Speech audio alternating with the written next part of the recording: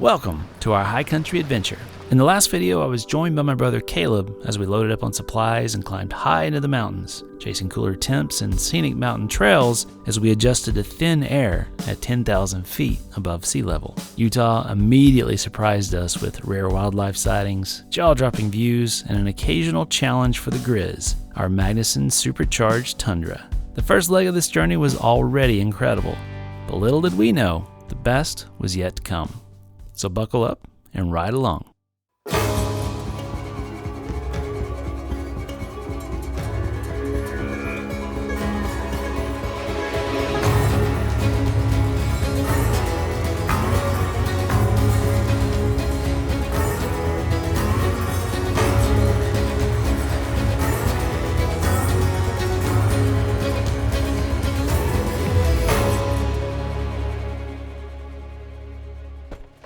This morning, we're waking up in a camp alongside a peaceful stream with views of some of Utah's tallest peaks in the distance. The night before had been magical, especially for my brother who's never been to Utah, and we were both mesmerized as we watched this epic view in the sunset light. Down to 37 last night. This morning, we needed to cover some ground, since I intended to show him some of my favorite places in this incredible state before time ran out and we had to turn east for Tennessee. So, we aired up and hit a small section of pavement to find some fuel before I took this adventure to the next level.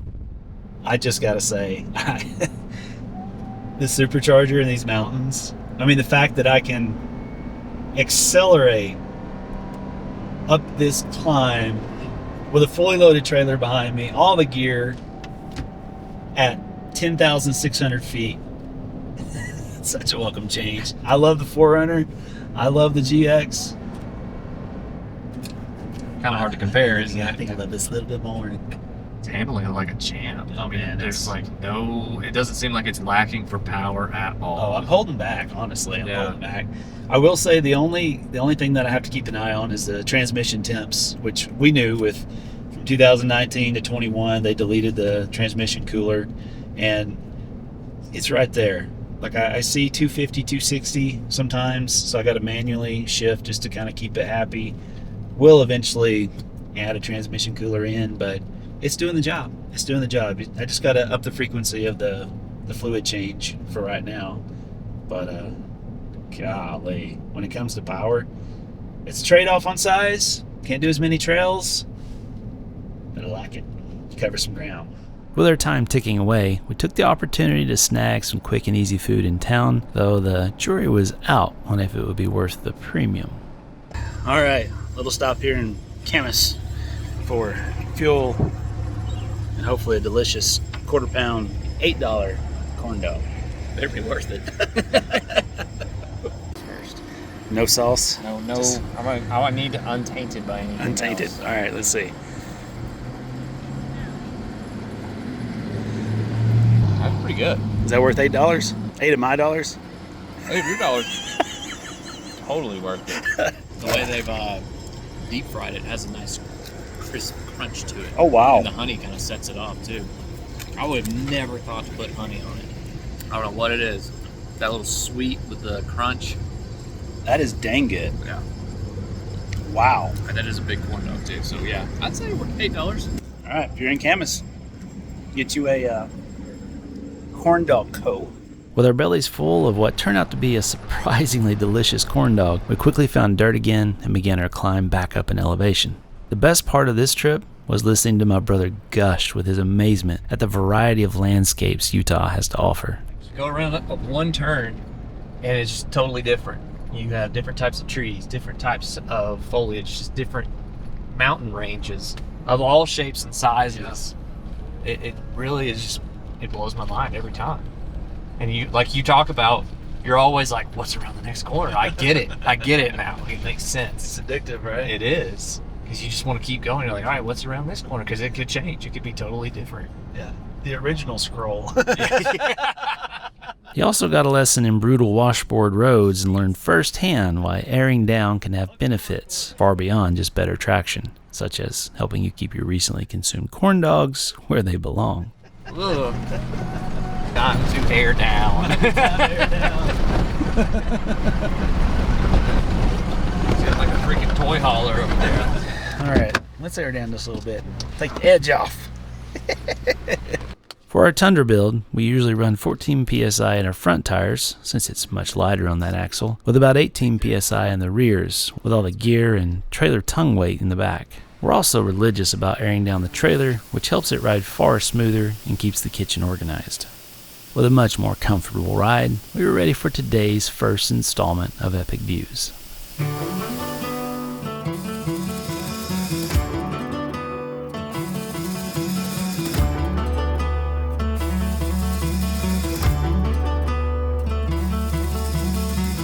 Time don't make it no pleasure without pain, no love without heartbreak, perspective, reflection's sake.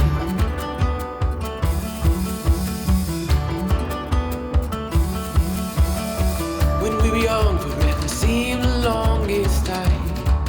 To our naive tongues and the trust in our hope-filled eyes. For all my days, for all my days. Now that I've got your life, I won't let it go to waste.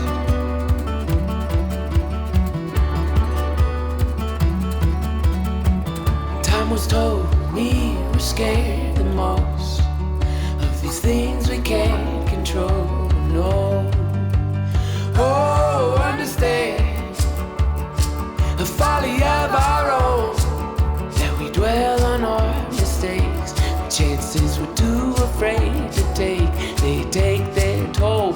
Intellect won't save your souls. Indifference a choice, you know. Marry me in your mother's maiden white, in your father's eyes, so blue as the southern sky. I gave Caleb the driver's seat so I could pilot the drone and film a few drive-bys, so we got to take on some of the more pucker-inducing moments of the trail. While the camera never does the grades justice, this was quite the introduction to Utah overland travel for someone new. A little bit of a pucker? A little bit. I just listened to the coach right there. Momentum. I didn't realize how steep it was coming around that turn. Yeah. It kind of catches you off guard. Yeah. You're kind of going at a slight incline, and all of a sudden, bam, Uh-huh. tight switch back. And that's where you'll mess up, is if you don't have enough momentum and make that You'll turn. start slipping. Oh yeah, geometry changes, little loosening of the tires here and there. All it takes is that one little slip away. Yeah. Tires to break loose. It's all over. Especially without lockers. Yeah. Let's handle that. Yeah. Grade. Oh yeah.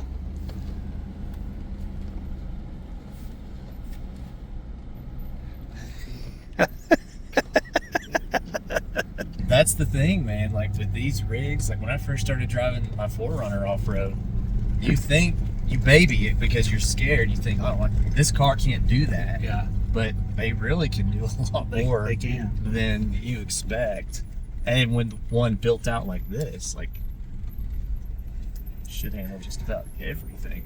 Yeah, it just needs lockers to really make me feel a lot better. Yeah. We've had a couple situations already, so yeah. But other than that, and what it lacks in lockers, it makes it for momentum.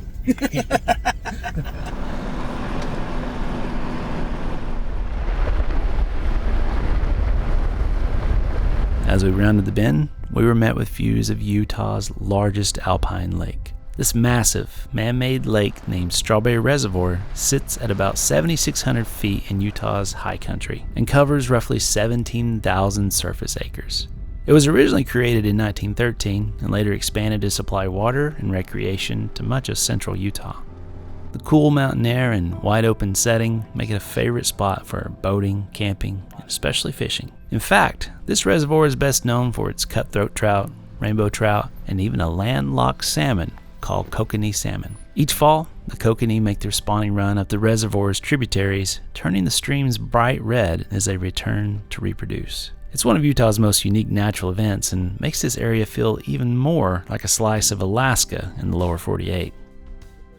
Home to osprey, bald eagles, American pelicans, and more waterfowl species than I have time to list, makes a visit to these almost turquoise waters a must stop on our tour.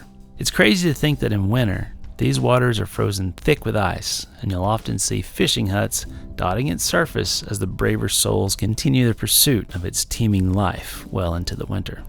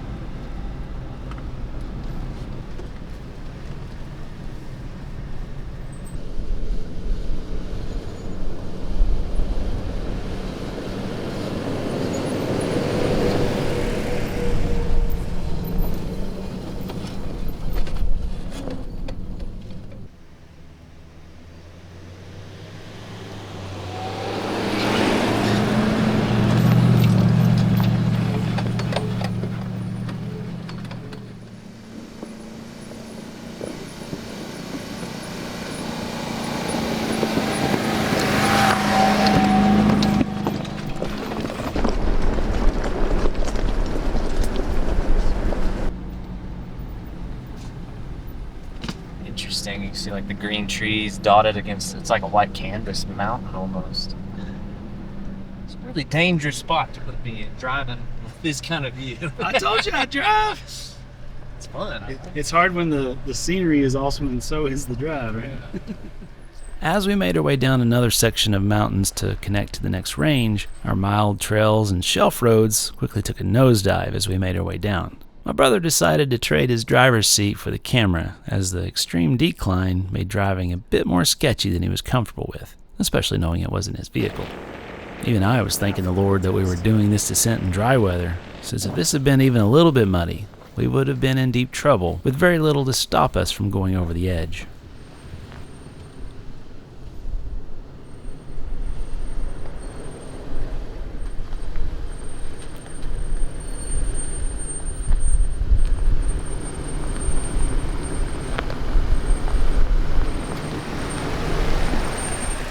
As usual, the camera doesn't do this route justice, and as I sit here editing, I'm wondering why I was slightly puckered myself, even though I'd driven this section before.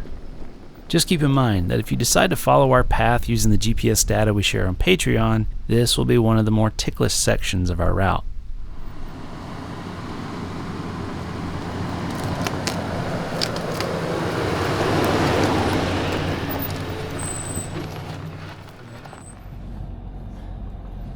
That's fun. That's intense, dude. How was that? That was probably like a 7 out of 10. We didn't slip a wheel, so I was pretty happy about that. I was really surprised. I mean, if you're going to do downgrades like that, always go into sport mode, all the way down to first gear, 4 low, obviously. And then also I've got my trailer brake pretty much maxed out. You just don't want it sliding. You want it helping as much as it can, But you don't want it sliding because then you lose control over your back end. But that was pretty well controlled descent there. It looked pretty easy. I was not going to do that. You do the next one. Camera just doesn't do it justice. Never Like, does. I'm having to push myself back into my seat with my feet.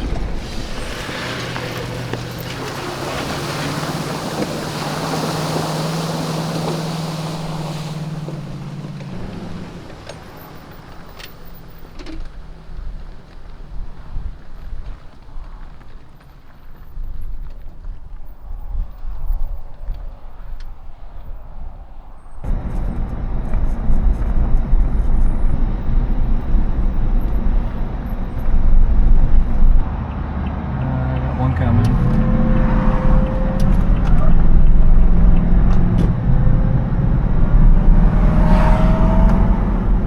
After less than a mile of pavement, we made a right-hand turn back to dirt and began another aggressive ascent onto one of Utah's most incredible roads. Now begins our hunt for camp as we dodged herds of sheep and ever-watchful Great Pyrenees guard dogs.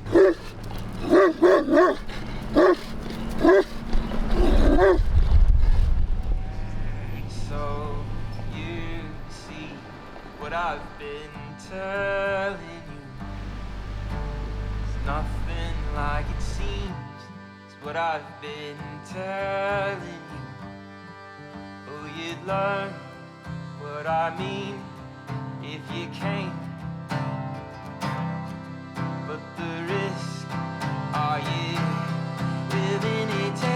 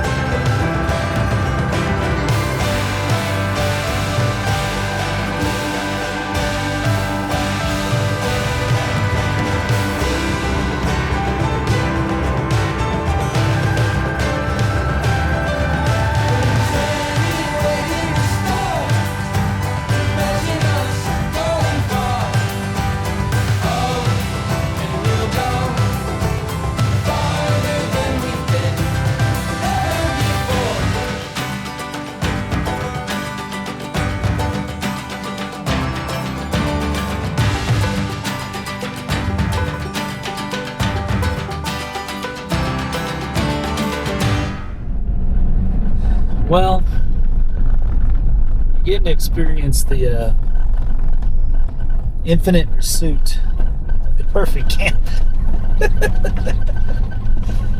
You get one good one, you're like, you know what? I bet there's a better one out there. Let's go find it. The only thing infinite is the possibilities. Yeah. The sunlight, not so much. We've seen some cool stuff. We've seen a lot of campsites and a lot of sheep. What's this here? This might. If nobody's in that might be a winner. Right up in there. That's kind of cool. After more than a couple of hours exploring and hunting for camp, we found a perfect sheltered spot inside a grove of aspen and spruce trees with an epic view just a few short steps through the ring of foliage. I never get tired of showing people incredible places like this.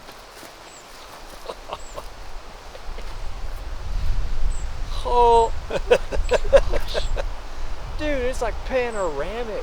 Crazy. It comes all the way. Looks like just waves of gold too over here.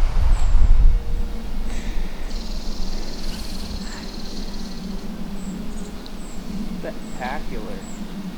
Yeah, this spot'll do. This'll do. This'll do. More mountains, and then it just keeps going. It just gets like more epic as you go across.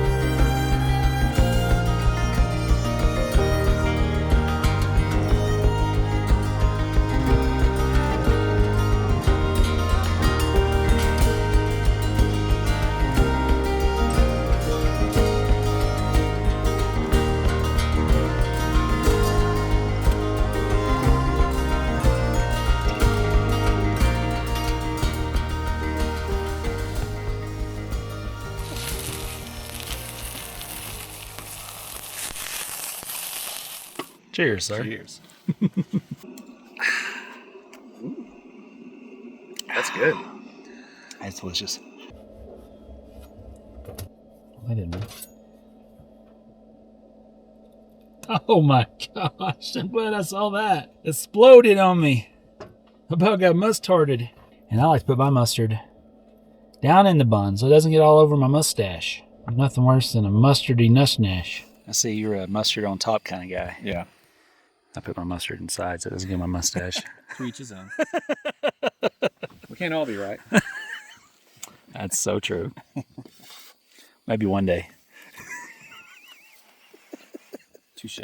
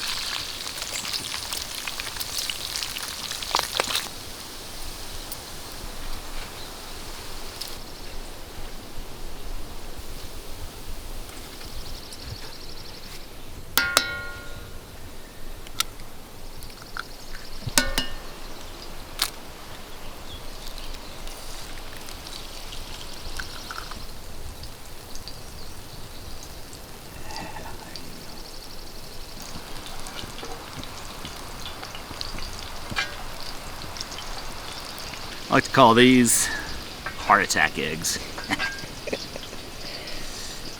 Gosh, they're beautiful though. Look at this. I usually don't like cooking the oil because it turns them brown, but that actually looks delicious. The key is to keep it really, really low. And the nice part is this will all be really crispy, Yeah, but still moist because of all the bacon grease. right. You'll go over easy with these or sunny side up? Sunny side up. Watch it cook it. Oh, Cool. wow. That's awesome. So it's kind of like sunny side up, but Yeah, you still get that cooked top. it's like the perfect egg.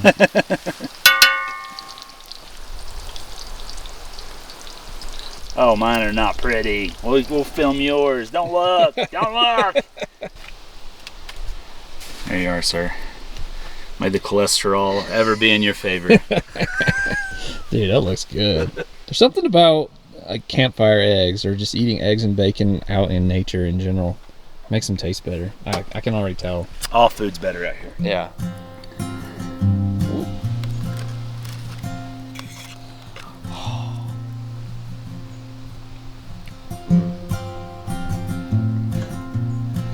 Doesn't get much better than that.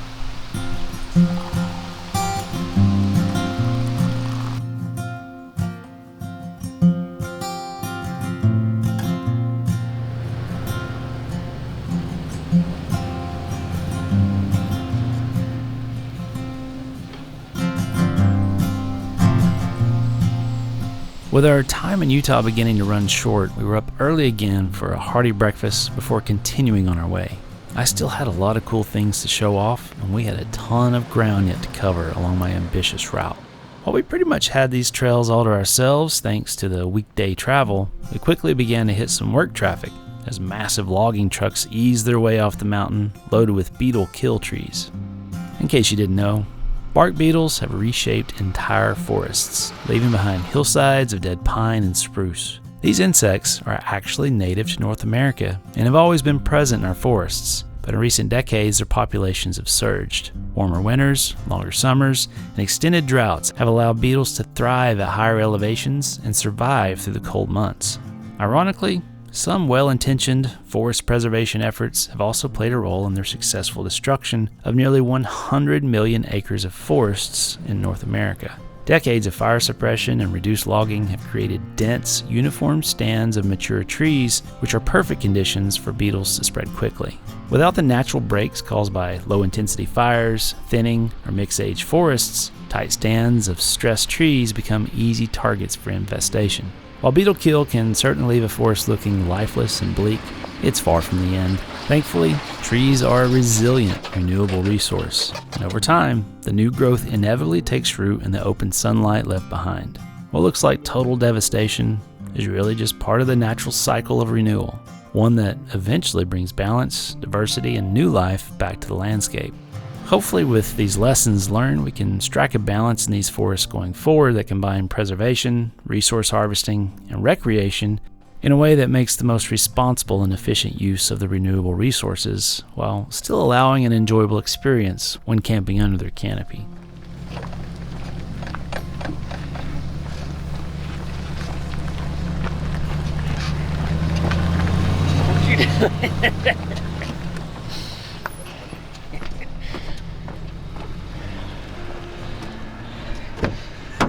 That's a move.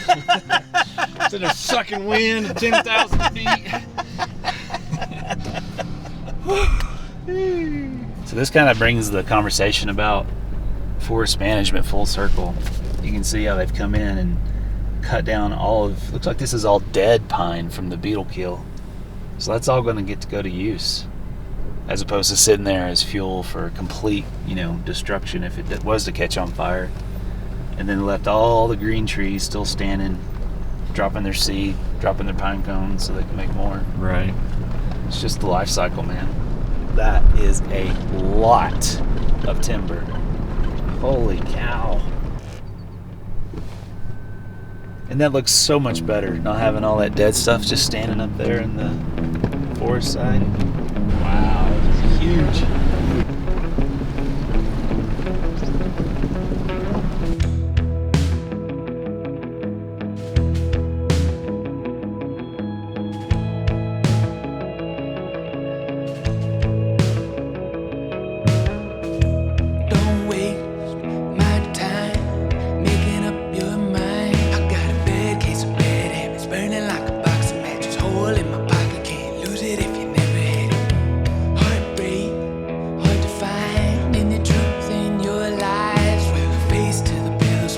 This is what it means to suffer. Lost your love this time of summer. Still cold beneath the covers. I still see when I close my eyes. After all this time, I can't shake you from my mind. Show me the way, the truth, Lord, lead me to the light.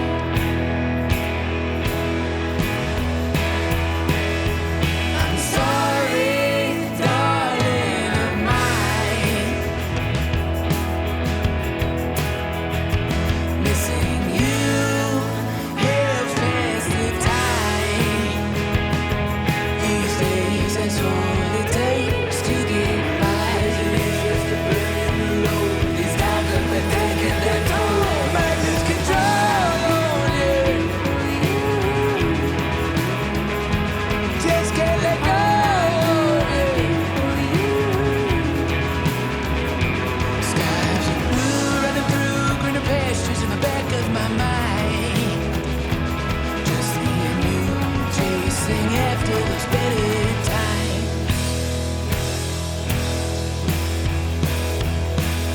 I've gotta get away. They say it gets better with day. Getting in easy, it's been all day. Trying to change the weather with summoning a hurricane. Won't stop a meteor. Woke up, face down in the gutter, still drunk. Broken as a mother. I wonder where I was going. But left undiscovered, afraid of being alone. More afraid of one another.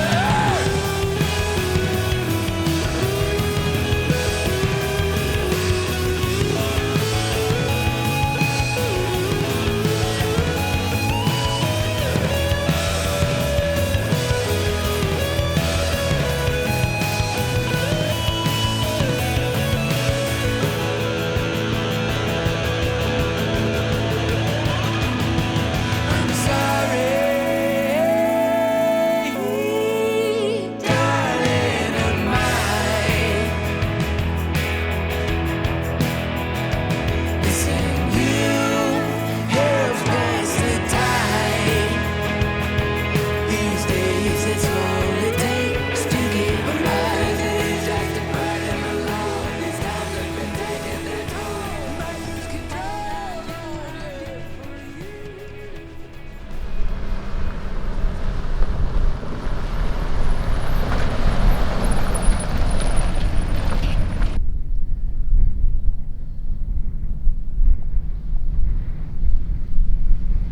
Sometimes I wish I could just have a camera running all the time. I should probably figure that out. You'll not believe what just happened. We're driving along, and a bumblebee flies in from his window directly into my ear. Like, directly into my ear. He's sitting over here fighting his head. About I wrecked. thought he was like having like some sort of episode, like smacking himself upside of the head. I just about drove off the road. But it brings to memory another story. When we were younger, he's 10 years younger than me. We went on a beach vacation. I think you were about 6 or so. I think I just turned 7. 7. Yeah. He was Been a sleeping minute. on one side of the room in a twin bed. I was sleeping on the other side of the room in the twin bed. Peaceful, you know, worn out from the beach. He sneezes In my sleep. in his sleep. And a big old slobbery something landed right in this same ear. Tell That me, bumblebee flying right in there reminded me of it, dude. That was a throwback memory. That'd been buried for a while. wow.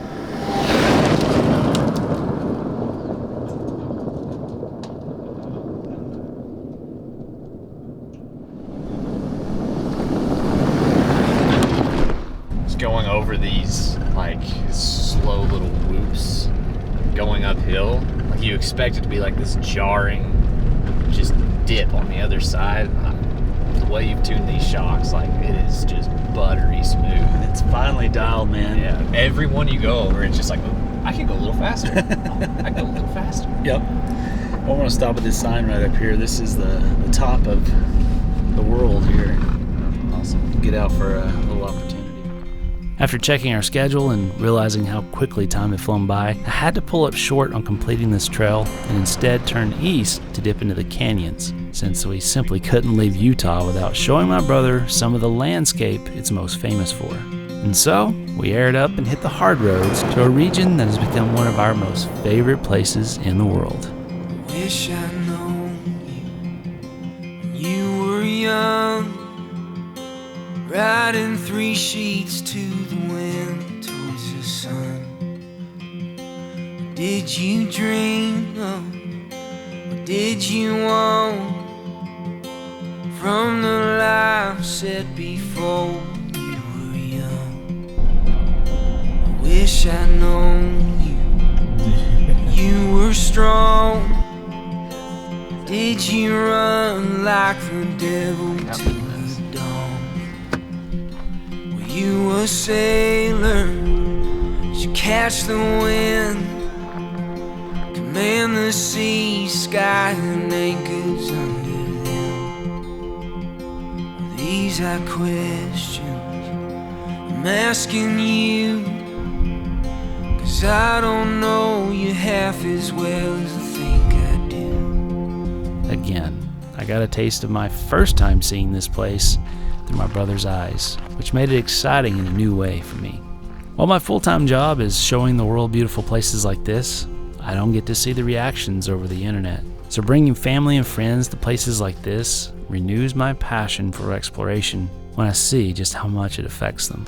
The underlying theme of everything we do has always been to help people find moments of reflection away from the distractions of the world. It's places like this that give you a moment to breathe and consider the bigger picture that life is really all about.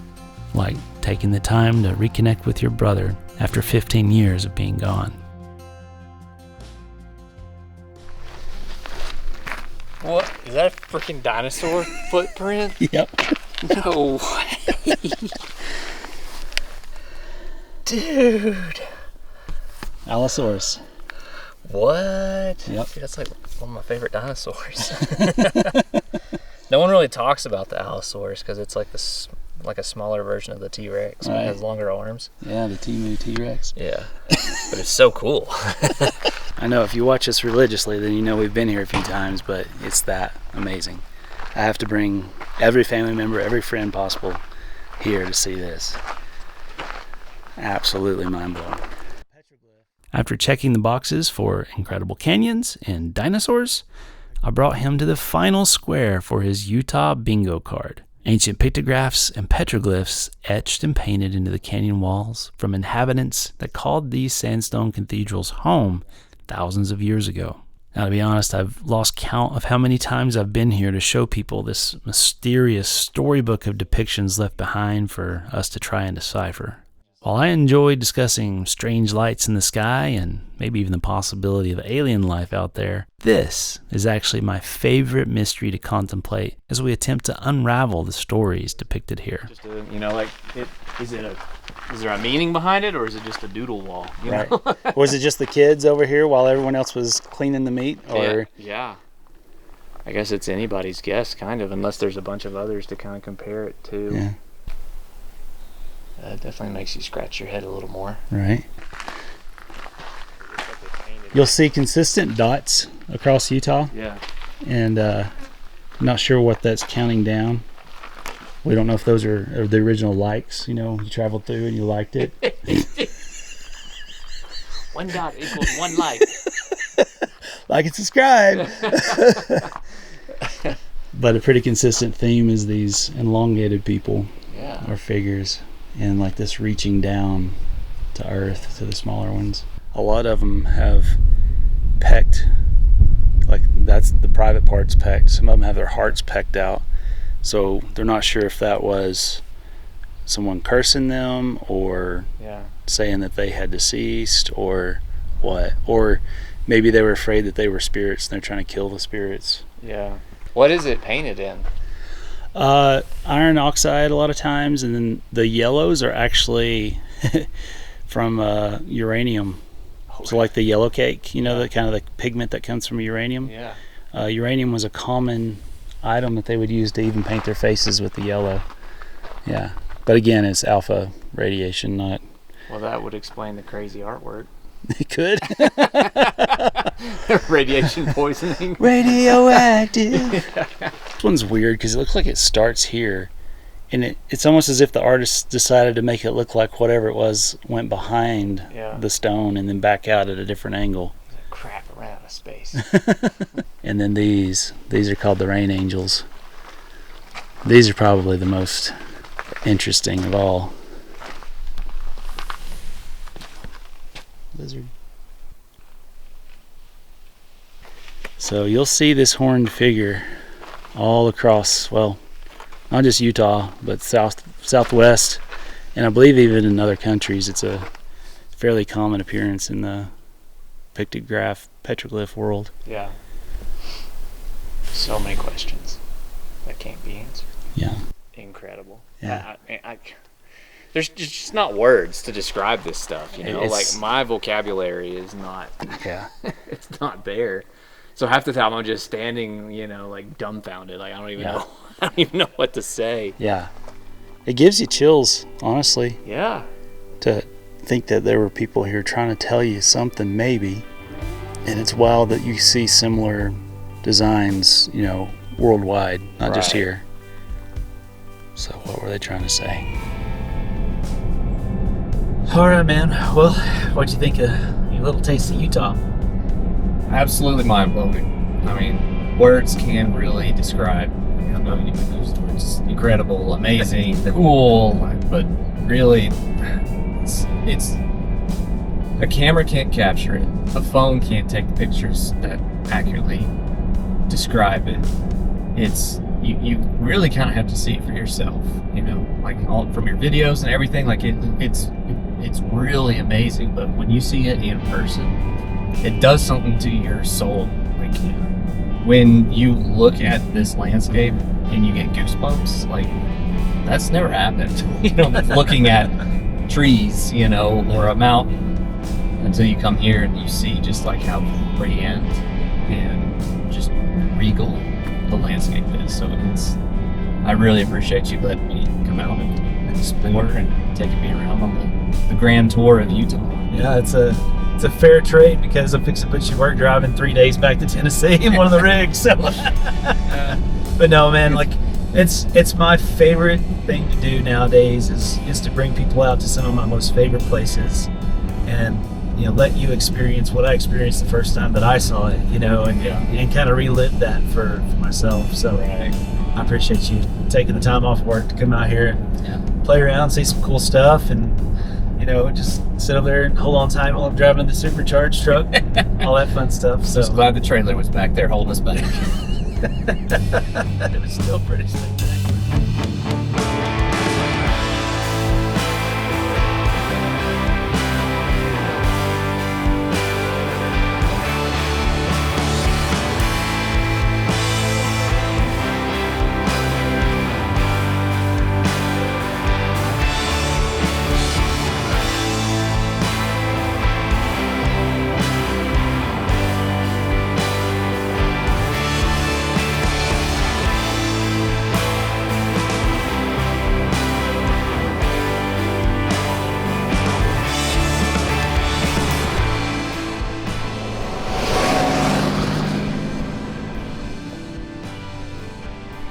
Utah has been our backyard for 5 years, and our family had fallen deeply in love with it.